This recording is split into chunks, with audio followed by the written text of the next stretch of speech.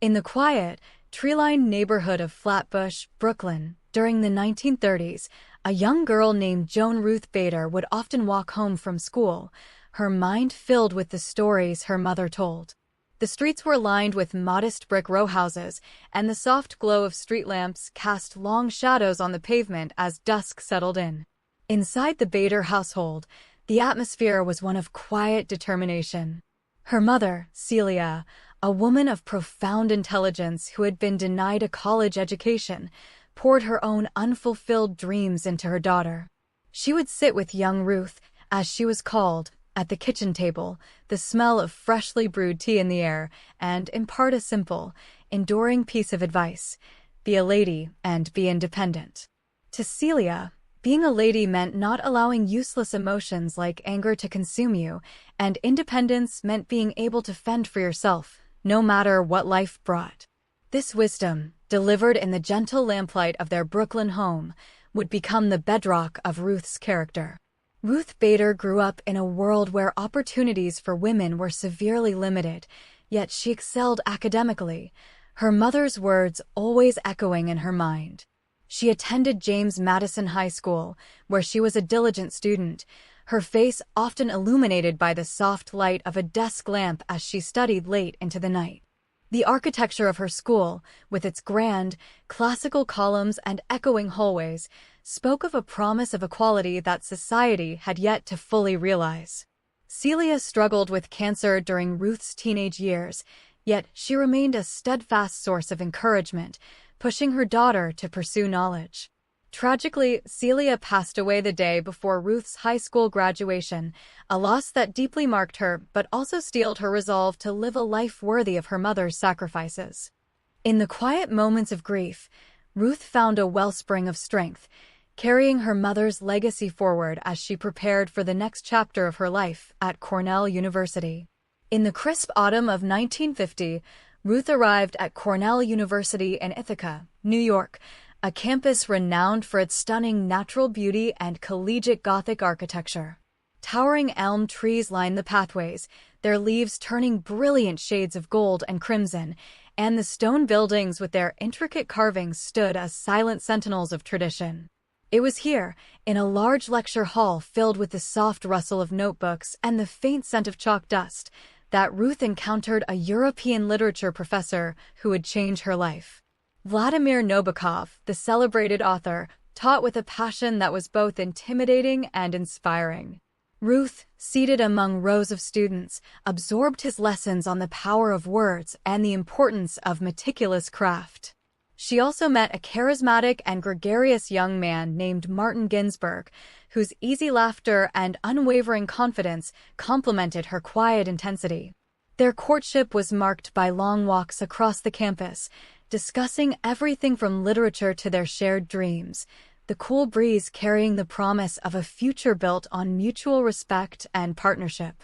After graduating from Cornell, Ruth married Martin, and they soon started a family. The joy of welcoming their daughter, Jane, was accompanied by the challenging reality of balancing motherhood with professional aspirations. Martin was drafted into the military, and the young family moved to Fort Sill, Oklahoma, where the vast, open plains stretched under an immense sky. The landscape was a stark contrast to the bustling streets of New York, with its red dirt and endless horizons. Here, Ruth faced a stark example of workplace discrimination when she was demoted in her civil service job after becoming pregnant. The experience was a quiet but profound shock, a personal encounter with the systemic barriers women faced. It was in this period, surrounded by the sparse beauty of the Oklahoma landscape, that Ruth's resolve to pursue a legal career solidified, seeing the law as a tool to dismantle such injustices. In 1956, Ruth Bader Ginsburg enrolled at Harvard Law School, one of only 9 women in a class of over 500 men. The law school's Langdell Hall, with its imposing neoclassical facade and grand, wood-paneled reading room, was a cathedral of legal thought, but for the women, it was also an arena of subtle and overt exclusion. Ruth navigated the hallways where portraits of stern, male jurists lined the walls, her footsteps echoing on the marble floors. She attended a dean's dinner where the women were asked to justify taking a place that could have gone to a man. Despite these indignities, she excelled, becoming the first female member of the prestigious Harvard Law Review. The work was demanding, and Ruth often studied late into the night in the library, the soft glow of a brass lamp illuminating her notes, while the world outside the tall windows was silent and dark. Her husband Martin, now also a student at Harvard, was diagnosed with testicular cancer, and Ruth managed both his care and her own studies, typing his dictated notes and caring for their young daughter, all while maintaining her own academic standing. When Martin recovered and graduated, he accepted a position at a law firm in New York City, and Ruth transferred to Columbia Law School to complete her final year. The move brought her back to the vibrant, gritty energy of New York, a city of towering skyscrapers and bustling streets. At Columbia, she continued to distinguish herself, graduating tied for first in her class. The campus, situated in Morningside Heights, offered a view of the city that never sleeps, its lights twinkling like a field of stars. Yet, despite her stellar academic record, Ruth faced a wall of rejection when she sought employment at law firms and clerkships. The doors of prestigious legal institutions remained firmly closed to her, not because of a lack of talent, but simply because she was a woman. This period of her life, filled with the quiet desperation of unfulfilled potential, was a crucible that forged her into a tenacious advocate for change. These early years of Ruth Bader Ginsburg's life, from the intimate lessons in her Brooklyn home to the hallowed halls of Harvard and Columbia, were marked by a quiet but unyielding perseverance. The soft light of her mother's kitchen, the golden leaves of Cornell, the vast skies of Oklahoma, and the imposing libraries of law school all served as backdrops to her formation. She learned not only the letter of the law, but also the profound impact it had on everyday lives. The discrimination she endured was not a defeat, but a catalyst, shaping her understanding that the fight for equality required not just brilliance, but resilience, strategy, and an unwavering belief in the dignity of every person. As she stepped into the next phase of her career, she carried with her the lessons of these beginnings, ready to use the law as a tool to build a more just society, one careful argument at a time. Imagine a quiet morning in a modest Washington, D.C. office in the early 1970s. Sunlight filters through Venetian blinds, casting long, gentle shadows across a desk cluttered with legal briefs and law books. A woman with dark hair pulled back, wearing a simple blouse, leans intently over a typewriter, her fingers pausing thoughtfully between keystrokes. This is Ruth Bader Ginsburg, and she is crafting the opening lines of a legal argument that will challenge the very foundations of sex discrimination in America. The air is still, save for the soft click of keys and the distant hum of traffic.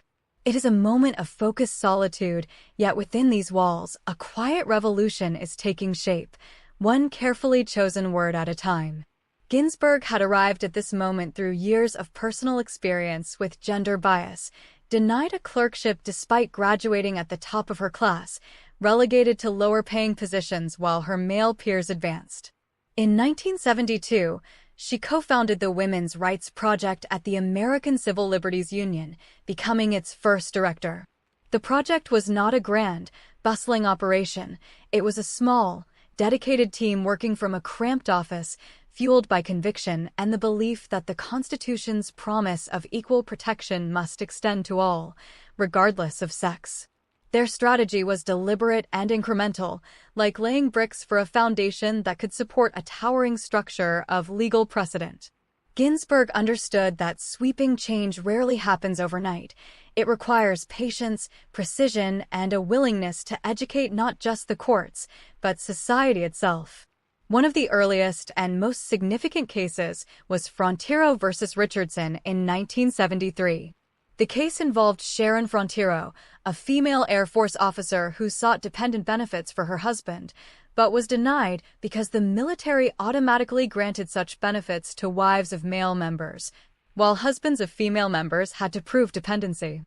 Standing before the Supreme Court, Ginsburg argued that this classification based on sex violated the equal protection component of the Fifth Amendment. Her voice was steady and measured, her arguments rooted in logic and fairness. She drew on the history of coverture laws that had treated women as legal nonentities, and she emphasized that such stereotypes harmed not just women, but the entire family unit. The courtroom was hushed, the justices leaning forward, as she wove a narrative that connected this specific injustice to a broader pattern of discrimination. What made Ginsburg's approach particularly ingenious was her willingness to represent male plaintiffs in sex discrimination cases.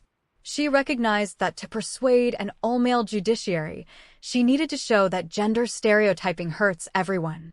In Weinberger v. Wiesenfeld, 1975, she represented a widower, Stephen Wiesenfeld, who was denied Social Security survivor benefits after his wife died in childbirth.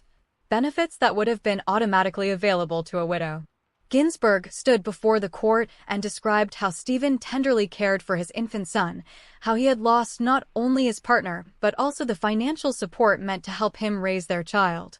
The law, she argued, was based on the outdated notion that men are breadwinners and women are caregivers, and it penalized a grieving father for wanting to nurture his son. The justices listened intently to the story of a man in an apron, warming bottles in the middle of the night, and they began to see the human cost of rigid gender roles. Through these carefully selected cases, Ginsburg built a legal framework that challenged sex-based classifications step by step. She often compared her work to that of a kindergarten teacher, patiently leading the justices toward a new understanding. In her office, surrounded by stacks of case files and the aroma of freshly brewed coffee, she would spend long hours refining her briefs, choosing examples that were relatable and vivid. She spoke of the daily indignities faced by women, being unable to get a credit card in their own name, being excluded from certain jobs, being paid less for the same work, and she framed these not as special rights, but as fundamental fairness. Her arguments were never strident. They were calm, reasoned, and deeply human, inviting the listener to step into another's shoes. Ginsburg's incremental strategy yielded remarkable results. In case after case, the Supreme Court struck down laws that discriminated on the basis of sex, often with unanimous or near-unanimous decisions. Her advocacy extended beyond the courtroom. She wrote articles, gave speeches, and mentored a generation of young lawyers, always emphasizing that change is possible when you have a clear vision and the patience to see it through.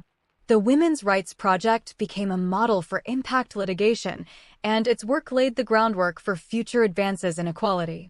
By the time Ginsburg left the ACLU to become a judge, she had helped transform the legal landscape, not through fiery rhetoric, but through meticulous preparation and an unwavering belief in the power of reason.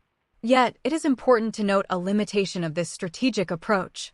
By focusing primarily on formal legal equality, removing explicit gender classifications, Ginsburg's early work did not fully address the deeper, systemic inequalities rooted in economic and social structures. For example, the framework of sex discrimination law has sometimes struggled to remedy the disproportionate burdens of poverty, caregiving, and workplace segregation that fall on women, particularly women of color. This was not a failure of vision so much as a reflection of the legal tools available at the time and the need to build consensus within a conservative judiciary. Ginsburg herself would later acknowledge, from her seat on the bench, that the law alone cannot cure all societal ills, and that true equality requires ongoing cultural change. This recognition adds a layer of complexity to her legacy, reminding us that even the most brilliant strategies have their boundaries. As the afternoon light fades in that quiet office, Ginsburg sets down her pen and gazes out the window at the city below. She knows that the work is far from finished, but she allows herself a moment of quiet satisfaction. The seeds she has planted are taking root, and in the years to come, they will grow into a forest of protections for countless individuals. Her journey from a cramped ACLU office to the highest court in the land is a testament to the power of persistence, the importance of empathy, and the profound impact one person can have when they dedicate their life to the pursuit of justice. And in the stillness, there is a sense of peace, a calm assurance that the arc of the moral universe, however slowly, bends toward equality. The morning light filters through the tall windows of a federal courthouse in Washington, D.C., casting long, soft shadows across the marble floors. It is 1980, and the corridors are quiet, save for the muted footsteps of clerks and the distant rustle of legal briefs. In this serene atmosphere, a new chapter begins for Ruth Bader Ginsburg as she steps into a role that will test her judicial temperament and shape her legacy. The air is still, carrying the faint scent of old books and polished wood, a fitting backdrop for the meticulous work of a circuit court judge. For Ginsburg, this is not just a career milestone, it is a continuation of a lifelong commitment to the law, now from a different vantage point. She understands that the bench requires a different kind of advocacy, one rooted in careful reasoning and collegial persuasion rather than the fiery arguments of a litigator. The quiet dignity of the courthouse mirrors her own approach to the law, deliberate, thoughtful, and unwavering in its pursuit of justice. President Jimmy Carter, determined to diversify the federal judiciary, nominates Ginsburg to the United States Court of Appeals for the District of Columbia Circuit in 1980. The D.C. Circuit is often seen as a stepping stone to the Supreme Court, handling complex administrative and constitutional issues.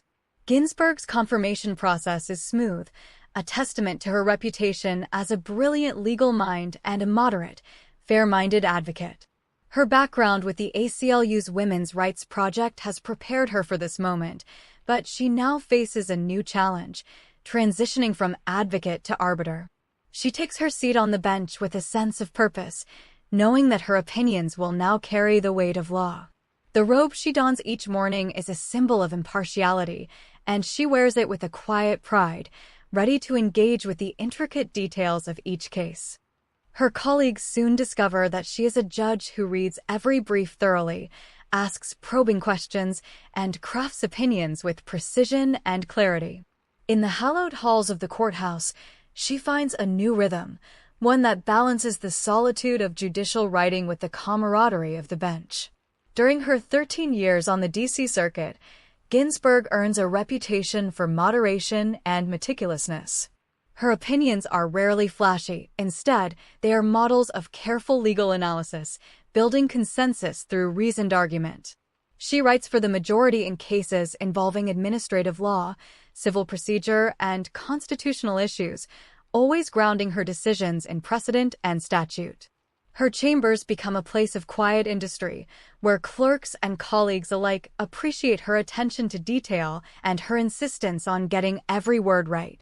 She often works late into the evening, the lamp on her desk casting a warm glow over stacks of legal documents. This dedication does not go unnoticed. She is seen as a judge's judge, someone who respects the institutional role of the courts and the limits of judicial power. Her approach is incremental, much like her litigation strategy at the ACLU, but now she is shaping the law from within the system, one opinion at a time. The slow, steady pace of the appellate court suits her temperament, allowing her to delve deeply into the nuances of each case without the pressure of a trial court's rapid docket. One of the most enduring aspects of Ginsburg's tenure on the D.C. Circuit is her unlikely friendship with Judge Antonin Scalia. Scalia, a conservative stalwart with a gregarious personality and a sharp wit, seems at first glance to be Ginsburg's polar opposite. Yet, they bond over their shared love of opera, good food, and a rigorous approach to legal interpretation. They often attend performances together, sitting side by side as the music swells, finding harmony despite their ideological differences. Their families become close, vacationing together and sharing New Year's Eve celebrations. On the bench, they may spar over legal principles, but off the bench, their mutual respect deepens. This friendship becomes a symbol of a bygone era of civility in public life, a reminder that personal warmth can coexist with professional disagreement. Ginsburg often credits Scalia with making her a better judge, as his forceful dissents and questions force her to sharpen her own arguments. Their camaraderie lightens the often solitary work of judging, filling the courthouse corridors with laughter and lively debate. It is a relationship that will continue to flourish even after they both ascend to the highest court, a testament to the power of shared humanity over political division. As the years pass, Ginsburg's work on the D.C. Circuit solidifies her standing as a leading judicial figure. Her opinions are cited by other courts, and her reputation for fairness grows. She navigates the complexities of administrative law with ease, often dealing with the regulatory actions of federal agencies. Her chambers overlook the city, and from her window, she can see the Capitol and the Supreme Court building in the distance, a constant reminder of the broader legal landscape. She remains mindful of the real-world impact of her decisions, a perspective honed during her years as an advocate. Despite the weight of the work, she finds solace in small rituals, a morning walk through the neighborhood, an evening spent with her husband Marty, who is a constant source of support. Marty, a successful tax attorney, often cooks gourmet meals, and their home becomes a gathering place for friends and colleagues. This balance of work and life sustains her, providing the emotional reserves needed for the demanding judicial path. The calm of her personal life contrasts with the intellectual intensity of her professional one, creating a harmonious whole that prepares her for even greater responsibilities. The D.C. Circuit years are a period of quiet but profound influence for Ginsburg. She does not seek the spotlight. Instead, she lets her opinions speak for themselves. Her moderate record, combined with her trailblazing past, makes her a compelling candidate for higher office. When a vacancy arises on the Supreme Court in 1993, her name quickly rises to the top. The transition from appellate judge to Supreme Court justice will be a natural progression, built on the foundation of meticulous work and collegial relationships she has cultivated. As she prepares to leave the D.C. Circuit, she reflects on the lessons learned, the importance of patience, the power of persuasion, and the enduring value of friendship across ideological lines. The courthouse, with its timeless architecture and quiet dignity, has been a fitting home for her judicial temperament. Now, she stands on the threshold of a new chapter, ready to bring her unique blend of precision and principle to the nation's highest court. The morning light that once greeted her as a new judge now follows her out, a gentle illumination of the path ahead. The summer of 1993 brings a gentle warmth to the nation's capital, as the cherry blossoms have long since given way to lush green canopies. Inside the White House, the air is cool and still, filled with the quiet hum of history in the making. President Bill Clinton, seeking to fill a vacancy on the Supreme Court, pores over a short list of candidates. His gaze settles on Ruth Bader Ginsburg, a judge on the D.C. Circuit whose moderate record and pioneering advocacy for gender equality make her an ideal choice. When they meet, Ginsburg's quiet demeanor and sharp intellect impress the president. She speaks thoughtfully about the law, about the role of the judiciary, and about the people whose lives are shaped by court decisions. The Rose Garden, where her nomination is announced, is bathed in soft June sunlight, and as she steps to the podium, her voice is calm but resolute. She thanks those who paved the way for her, including her late mother, and pledges to uphold the Constitution with fairness and integrity. The scene is one of quiet triumph, a moment where personal perseverance meets public service. The Senate confirmation hearings in July are a study in Ginsburg's judicial philosophy. She sits before the Senate Judiciary Committee, the room packed with onlookers and cameras, yet she remains composed. Her answers are careful, measured, and often laced with a dry wit. She declines to answer questions that might prejudge future cases, adhering to the so-called Ginsburg rule, a standard of restraint that she helps define. Senators from both parties find her candid and impressive. Her husband Marty sits in the audience, his supportive presence a constant throughout her career. The hearings conclude with a near-unanimous vote of 96-3, a reflection of the broad respect she commands.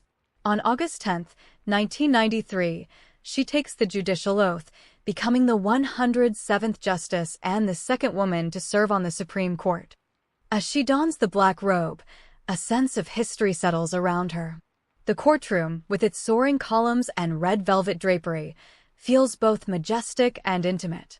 She takes her seat on the bench, her new colleagues welcoming her into their midst.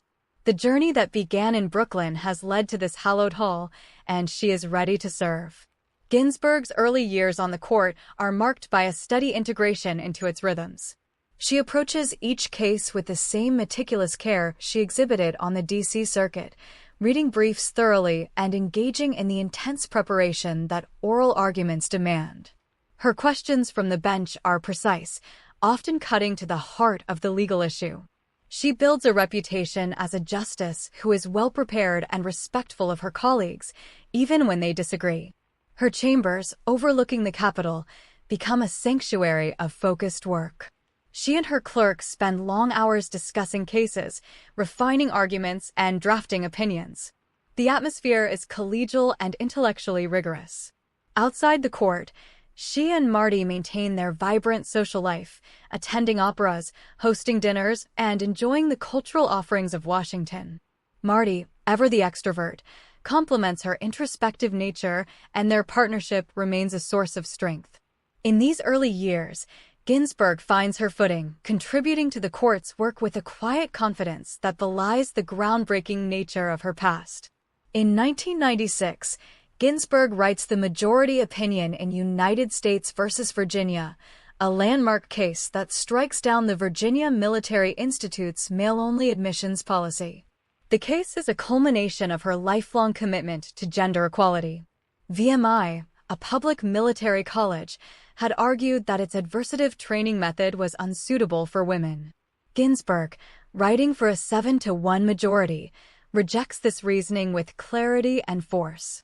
Her opinion states that gender classifications must be supported by an exceedingly persuasive justification, a standard that strengthens constitutional protections against sex discrimination. She writes that generalizations about the way women are or the way men are cannot justify denying opportunity to qualified individuals. The opinion is a masterpiece of legal reasoning, weaving together precedent, principle, and a deep understanding of the real-world stakes. As she reads the opinion from the bench, her voice is steady but carries the weight of decades of advocacy. The decision opens the doors of VMI to women, and it sends a powerful message that equal protection under the law means exactly that. For Ginsburg, it is a moment of profound fulfillment, a vindication of the strategy she pioneered at the ACLU. The VMI opinion exemplifies Ginsburg's approach to judging, incremental yet transformative.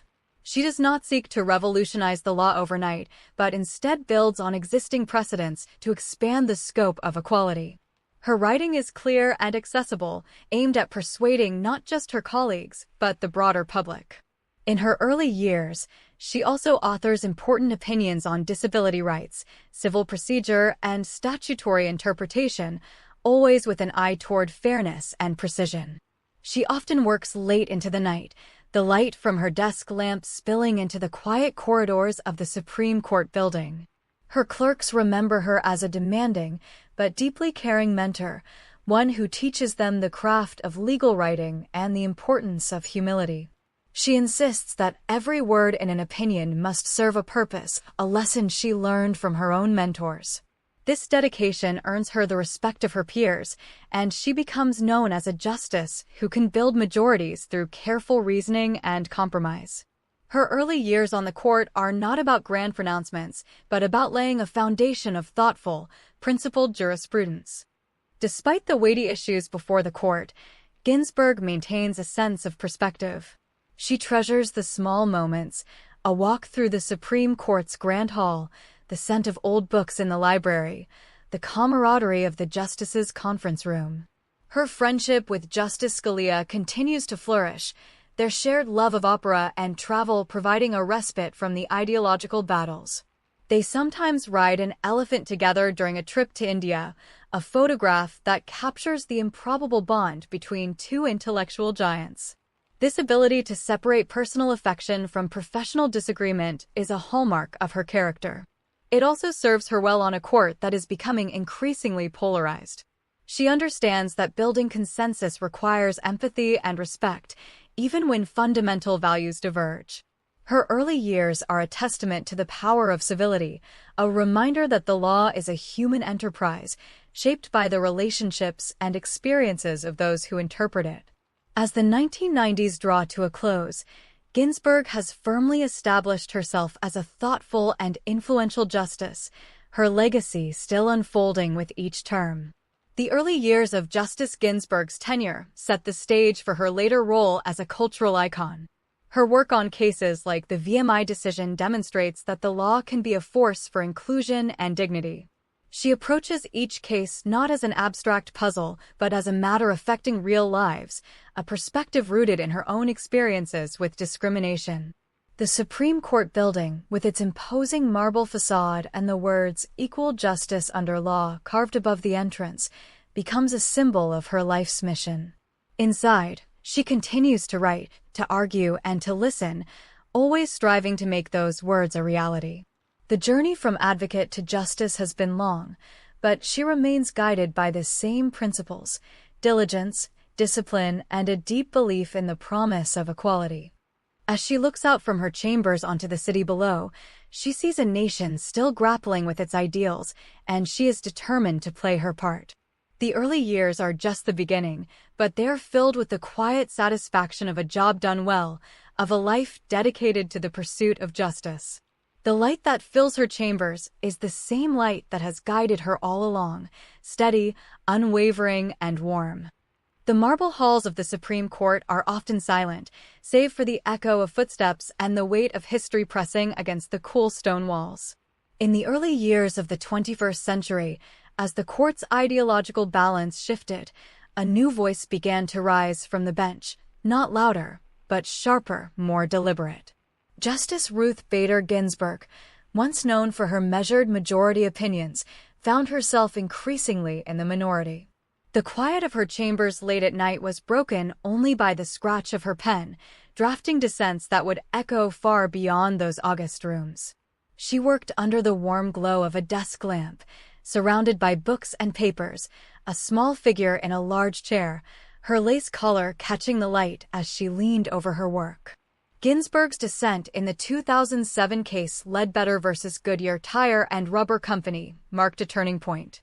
Lilly Ledbetter had worked for Goodyear for nearly 2 decades, only to discover she had been paid significantly less than her male colleagues. The majority ruled against her, citing a technicality in the statute of limitations. Ginsburg's dissent was a call to action. She read it from the bench, a rare and powerful gesture, her voice calm but unwavering. She argued that the court's narrow interpretation ignored the reality of workplace discrimination, where pay disparities often remain hidden. The moment was electric, not for its volume, but for its clarity. She urged Congress to correct the court's mistake, and in 2009, the Lilly Ledbetter Fair Pay Act became the first bill signed into law by President Obama, a direct legacy of her dissent. As the court continued to move right, Ginsburg's dissents grew more forceful, yet always grounded in rigorous legal reasoning. In 2013, the case of Shelby County v. Holder struck down a key provision of the Voting Rights Act. The majority argued that the formula determining which jurisdictions needed federal oversight was outdated. Ginsburg, in her dissent, used a vivid metaphor: throwing out preclearance when it has worked and is continuing to work to stop discriminatory changes is like throwing away your umbrella in a rainstorm because you are not getting wet. Her words were precise, painting a picture of the court abandoning a vital protection. That image, a discarded umbrella in a downpour, captured the public imagination, symbolizing her role as a guardian of hard-won rights. It was during these years that Ginsburg's public persona transformed. A law student, inspired by her fiery dissents, created a Tumblr blog dubbing her the Notorious RBG, a playful nod to the rapper Notorious B.I.G. The name stuck. Soon, her image, the lace jabot, the glasses, the determined expression, appeared on mugs, t-shirts, and even tattoos. She became an unlikely pop culture icon, a tiny, soft-spoken octogenarian revered by a new generation. They saw in her not just a judge, but a symbol of resistance and resilience. Her workout routine, a rigorous regimen of push-ups and planks, became legendary, a testament to her physical and mental fortitude. The quiet woman who once preferred the solitude of her office now found her face on the walls of dorm rooms and city streets, a beacon of hope in turbulent times. Ginsburg's dissents were more than legal arguments. They were a form of strategic advocacy from the bench. She understood that a dissent could speak to the future, laying the groundwork for later victories. Her words were crafted not just for her colleagues, but for the public and for lawmakers. In cases involving reproductive rights, affirmative action, and environmental protections, she consistently articulated a vision of a more just society. Her dissent in Burwell v. Hobby Lobby concerning contraceptive coverage meticulously detailed the impact on women employees, framing it as a matter of equal access to health care. Each dissent was a seed planted in the soil of public discourse, waiting for the right conditions to grow. Her friendship with Justice Antonin Scalia, her ideological opposite, added a layer of warmth to her public image. They attended operas together, shared meals, and even rode an elephant in India. This relationship, in an era of increasing polarization, reminded Americans that civility and respect could coexist with deep disagreement. It was a quiet lesson in the art of living, a counterpoint to the harshness of the political world. Ginsburg's ability to maintain such bonds while fiercely defending her principles made her all the more admirable. In her later years, Ginsburg's public appearances drew crowds like a rock star. She would speak at law schools and theaters, her voice frail but her mind sharp, often reflecting on her journey and the cases that shaped her. The Notorious RBG phenomenon was not about celebrity. It was about a collective recognition that one person's dedication to justice could make a difference. Young women, in particular, found in her a role model who had broken barriers not through aggression, but through intellect and persistence. Her life story, from the discrimination she faced to her seat on the highest court, was a narrative of quiet revolution. As the sun set on her career, the light through the high windows of the courtroom would catch the dust motes, dancing in the air like the lingering notes of her dissents. Ruth Bader Ginsburg became a symbol of the power of dissent itself, a reminder that the voice of the minority is essential to democracy. Her legacy, etched not only in law books, but in the hearts of millions, was a testament to the enduring strength of a calm, deliberate, and unwavering pursuit of equality. The quiet of a law library at dawn, with its tall arched windows and rows of leather-bound volumes, holds the echoes of countless legal minds who sought to shape a more just society. Ruth Bader Ginsburg's legacy rests not only in the opinions she wrote, but in the lives she touched and the doors she opened. Her work transformed the legal landscape of gender equality, weaving a principle that seemed radical in her youth into the very fabric of American law.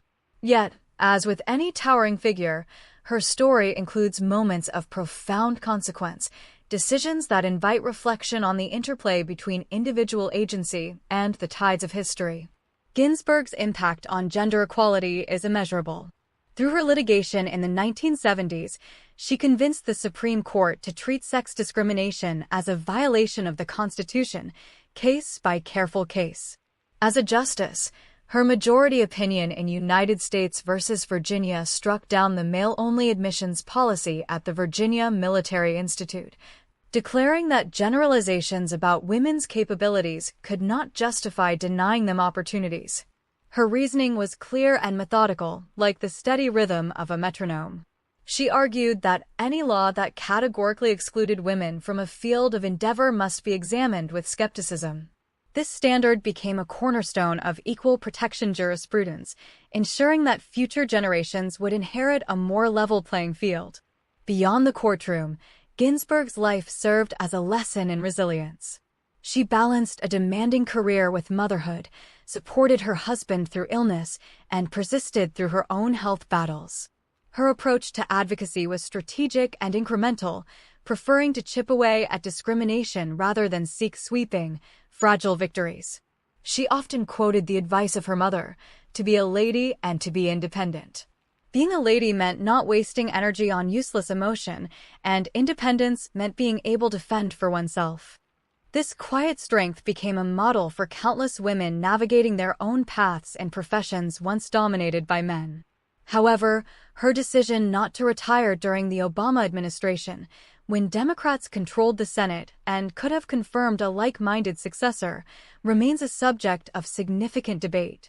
Ginsburg was in her early 80s and had survived cancer twice. Many urged her to step down to ensure her seat would not be filled by a justice with a different judicial philosophy. She chose to stay, believing she could continue her work and perhaps hoping for a different political landscape.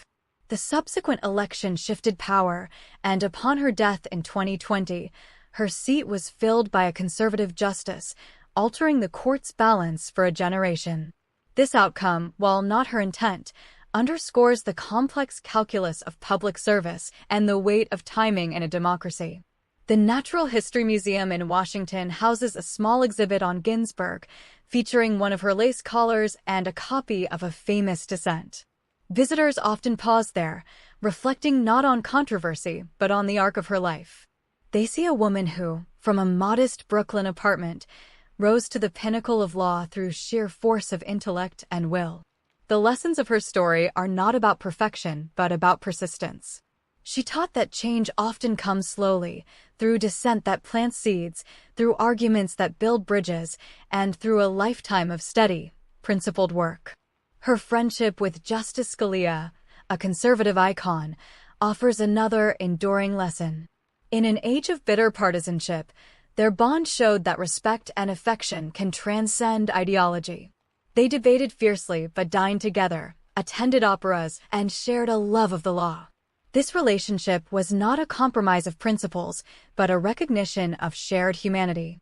It reminds us that a functioning society requires spaces where disagreement does not become enmity, where we can see the person behind the argument.